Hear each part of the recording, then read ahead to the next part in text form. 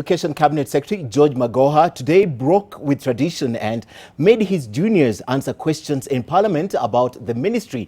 Professor Magoha who appeared to have the opinion that his juniors had not briefed him well enough before the questioning by the National Assembly's Committee on Education, simply told the ministry officials to answer the questions posed by the MPs that he could not answer. NTV's education reporter Sharon Barang'a tells us that the CS Magoha also had a warning for schools that will not have met the minimum standards by next month.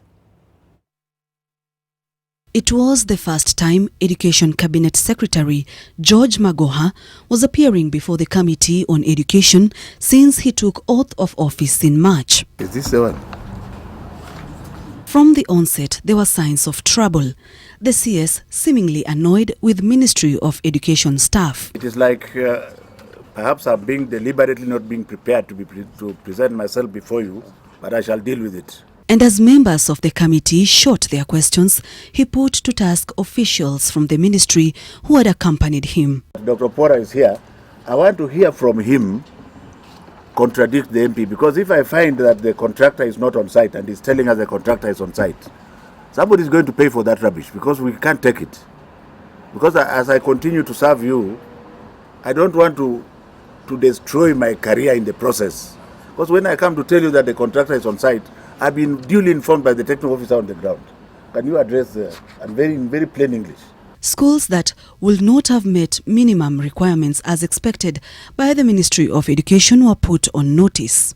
And I think this is a worst violation of the law. They exist out there, they operate, they're known to the ministry officials. What the government should do, rather than just shutting them down, is to endeavor to bring them to the standard that we want, so that the learner is not affected.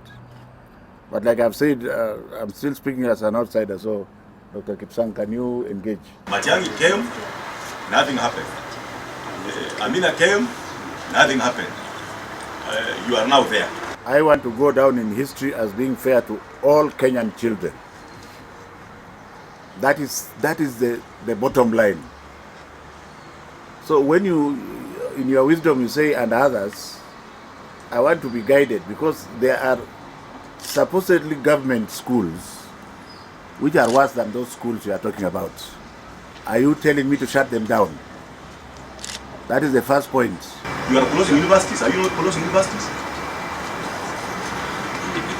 Mid-June, when they go home for half term, we shall give a detailed framework and how such by mid of June.